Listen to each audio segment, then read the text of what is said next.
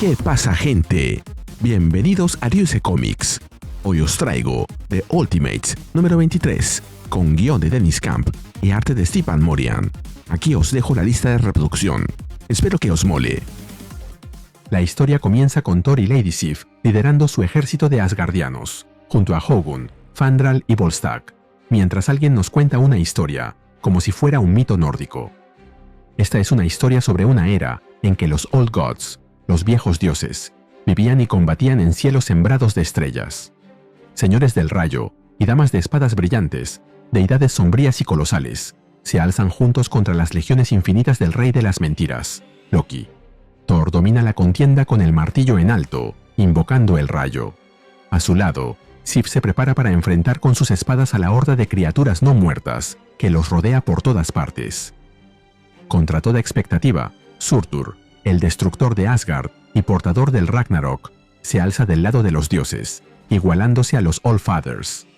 Por su parte, Loki, desesperado y consumido por la guerra, se ha adentrado en las reservas reales de Asgard para abrir reliquias prohibidas y desatar armas capaces de aniquilar las estrellas. Nuevos nombres se suman a la contienda. Mangok, un monstruo forjado a partir de 1.000 millones de seres, arrasa con toda resistencia gracias a su fuerza inconmensurable. Se le ha prometido la purga de los dioses y la resurrección de su raza, destruida a cambio de sofocar cada chispa de rebelión. Loki envía a Destroyer, el destructor, contra Surtur como respuesta directa a la alianza del gigante de fuego con los dioses. Esa armadura fue forjada en la oscuridad hace miles de millones de años, con el propósito original de enfrentar a los celestiales, pero ahora se enfrenta a algo distinto, al fuego mismo hecho voluntad. En Vanaheim, los dioses de la naturaleza revelan su lado salvaje. Las deidades pacíficas de ese reino abandonan su gentileza para unirse a la guerra con una ferocidad primigenia, y hasta las criaturas más pequeñas se alistan en la contienda, cambiando sus dones de vida por la capacidad de arrebatarla. Thor y Sif combaten codo a codo en el centro del caos. El tiempo se distorsiona cuando los dioses hacen la guerra. Los minutos se estiran hasta convertirse en milenios, y los milenios se comprimen en instantes. Apenas ayer Thor y Sif compartieron horas silenciosas y sagradas bajo la ceniza.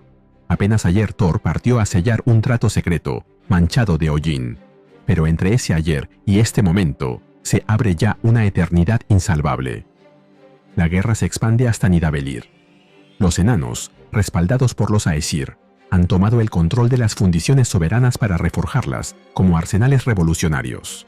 Montados sobre osos de guerra de fauces teñidas de rojo, estos soldados nacidos de la piedra empuñan espadas que cantan al cortar y hachas que rugen al golpear, con un único propósito compartido: moler, aplastar y destripar al rey codicioso que se ha apoderado de Asgard. Mangok irrumpe proclamándose justicia, venganza y juicio, amenazando con borrar a la raza de los dioses tal como hicieron con la suya. Avanza como la aflicción encarnada, un gigante grotesco y glorioso que diezma divisiones divinas enteras con el simple gesto de un brazo. Sif toma una decisión en silencio y sin informar a Thor, que se encuentra ausente en otros asuntos. Devuelve un favor divino con su propia determinación y se lanza contra la bestia. Durante 40 noches, o quizás 40 femtosegundos, ambos contendientes destrozan reinos con su furia. Mangok encarna el poder bruto de 1.000 millones de seres en cada golpe, pero Sif responde con velocidad, habilidad y voluntad inquebrantable que le impiden al monstruo atraparla. Hasta los enanitos de Blancanieves se unen a la batalla. Sin embargo, llega el momento crucial. Una postura resbalada, una única oportunidad repentina. Los dioses negocian duro, y el precio es un alma, a cambio de 1.000 millones. Un pequeño sacrificio para la más hermosa de los dioses, Sif, que clava su espada en Sif, yace tendida sobre el cuerpo inerte de Mangok. Por encima, entre nubes desgarradas, descienden las valquirias de Loki montadas sobre corceles espectrales. Llegan desde las altas salas encantadas, leales pero agotadas, asqueadas y movidas únicamente por la obligación. Sif, al reconocer entre ellas a viejas amigas, se esfuerza por hablar y pedir un último favor que nunca llega a concedérsele. Para las valquirias no existe verdadera diferencia entre la vida y la muerte, porque el deber sigue siendo deber, y un trabajo sigue siendo un trabajo, sin importar a quién recojan del campo de batalla. Incapaz de canalizar su dolor de otro modo tras la caída de Sif, Thor reúne cada ráfaga y vendaval a través del tiempo para cernirse sobre Asgard como el Allstorm, la tormenta suprema, descargando una ira justa que rivaliza con diluvios bíblicos. En lugar de palomas, envía relámpagos mortales que ciegan a los dioses menores y arrastran a muchos por los aires, porque todos quedan perdidos en el huracán de un duelo que el dios del trueno solo sabe expresar a través de la destrucción. El sacrificio de Sif ha funcionado como una señal definitiva que elimina toda duda. Surtur responde encontrando a Fenris y alzando su terrible cimitarra para destrozar Gleipnir, la atadura sedosa pero irrompible que mantenía encadenado al lobo desde tiempos inmemoriales. Con ese único golpe, libera a la bestia destinada a devorar el universo, de modo que ambas fuerzas del Ragnarok quedan desatadas simultáneamente contra un cosmos que ya no tiene cadenas capaces de contenerlas. En Alfheim, el reino de los elfos de luz, estalla la rebelión. Los elfos han convertido su talento creativo en armas mortales, utilizando tramas, cláusulas y sentencias como instrumentos de muerte para purgar a los guardianes pixelados que los vigilaban. La matanza no tiene belleza ni espectáculo, ya que se reduce a brutalidad pura, donde la sangre cae sobre planos abiertos, sin distinción ni elegancia. El mayor regalo que un escritor puede recibir es la oportunidad de escribir su propio final. Mientras muchas mentes se niegan a aceptar que el Ragnarok ha comenzado, Hela no se inmuta ante la noticia, porque su familiaridad con la muerte y los finales le permite encontrar una belleza feroz en lo definitivo. Lejos de resistirse, la reina de los muertos abraza el momento y envía la señal a Loki para fijar el lugar y la hora donde todos habrán de congregarse, desde dioses y gigantes hasta los ardientes hijos de Muspel y cada raza de los reinos. Todos se reúnen para librar la última batalla predestinada que enterrará a todas las demás. Loki, señor de las mentiras, reúne todo su poder a pesar de percibir en lo profundo que el ocaso de los dioses representa una liberación que se niega a aceptar mientras mantenga el dominio. Los gigantes de hielo surgen como glaciares vivientes, cuyo avance rehace la geografía misma de los reinos. Junto a ellos marchan ejércitos interminables de muertos desenterrados, que incluyen a todos los que alguna vez existieron, sin distinción entre héroes y pecadores. Loki convoca además magias primigenias y protopoderes siniestros extraídos de las profundidades, fuerzas que ansían devorar a todo aquel que vive y ama la luz, de modo que su ejército no se compone solo de carne y hielo, sino también de oscuridad pura hecha arma. El fin ha llegado.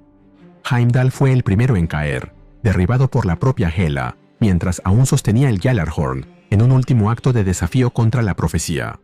Los soldados de Surtur se esparcen en franjas humeantes que alimentan piras colosales de cadáveres, mientras el humo negro se alza sobre los campos arrasados.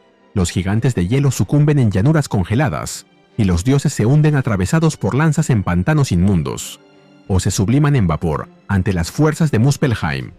En las raíces de Yggdrasil, el Destroyer intenta aniquilar a Surtur, pero solo consigue romper su espada Twilight.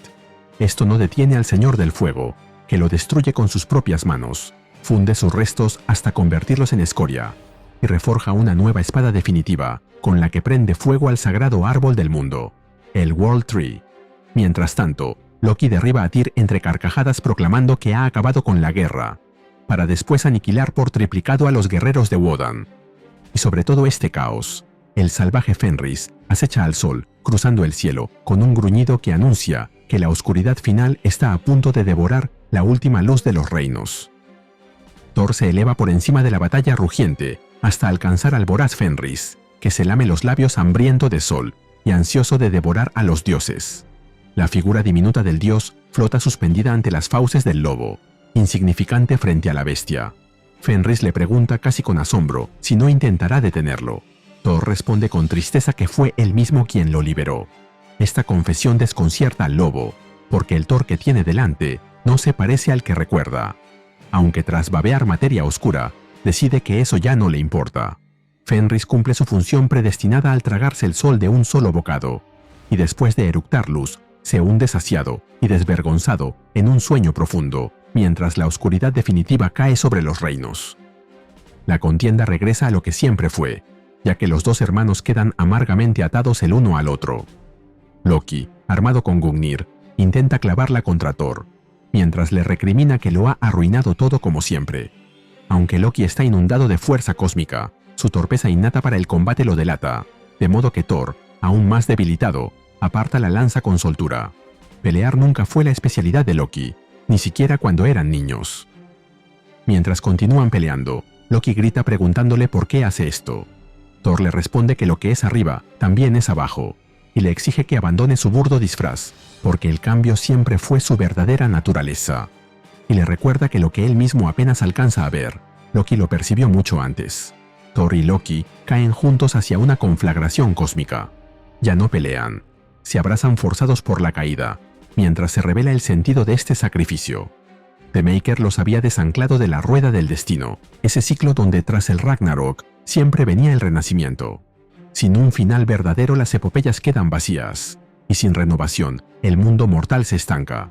Por eso Thor arrastra a Loki hacia la destrucción, para que en Asgard puedan ser moldeados de nuevo, purgados de la marca de The Maker y transformados en dioses modernos que el mundo necesita. Si aprecias lo que hacemos en Ryuse Comics, regálame un me gusta, suscríbete y activa la campanita. Gracias. Saludos a Choripán Desamparado 4459. Aquí descubrimos que Loki es quien cuenta esta historia, y agrega que con Asgard en llamas, dos dioses de eras doradas se sentaron juntos, temblando, intercambiando historias, mientras veían cómo su mundo llegaba a su fin. Él era uno de esos dioses, y esta es una de esas historias.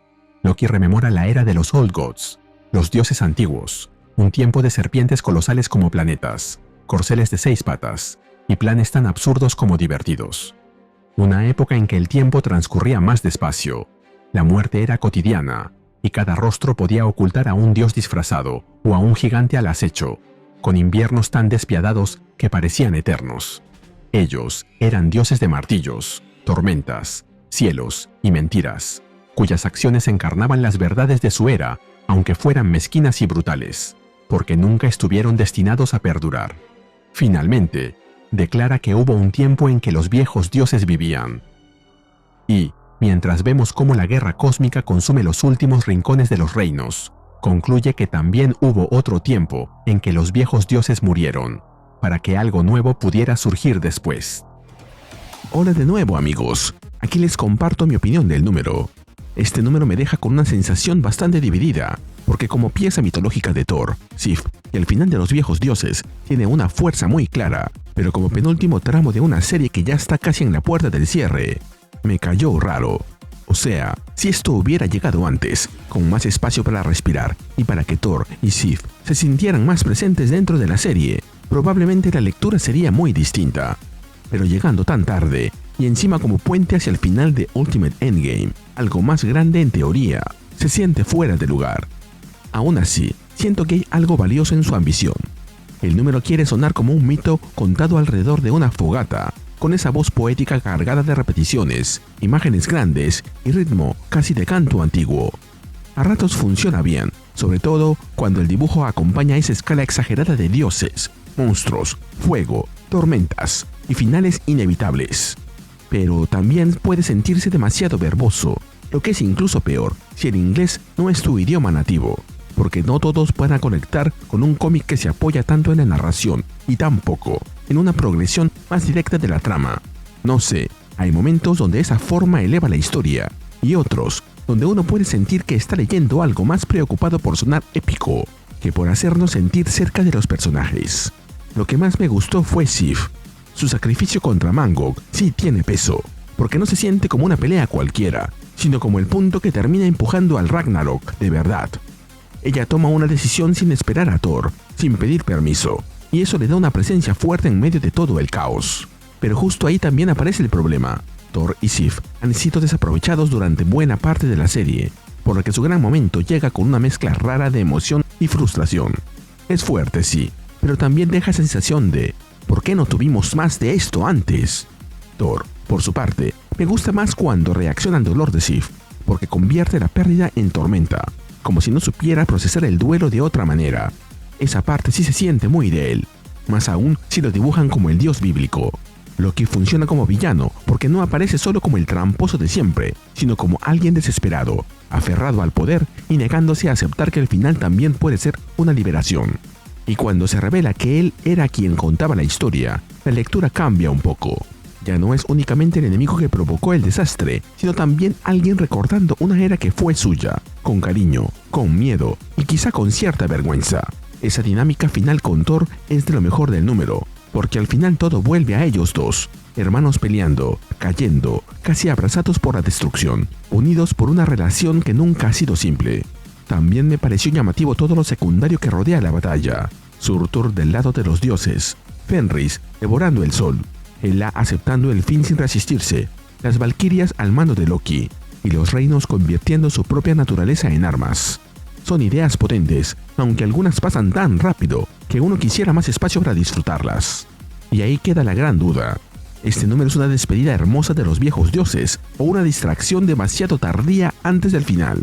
Tal vez es ambas cosas. Y aunque con este Ragnarok nacerán los nuevos dioses, no tendremos la oportunidad de verlos. Al menos no en un buen tiempo. Y así llegamos al final de este video. ¿Qué te pareció este número? Dímelo en los comentarios y mandaré saludos en el siguiente video de Ariuse Comics. Nos vemos allí.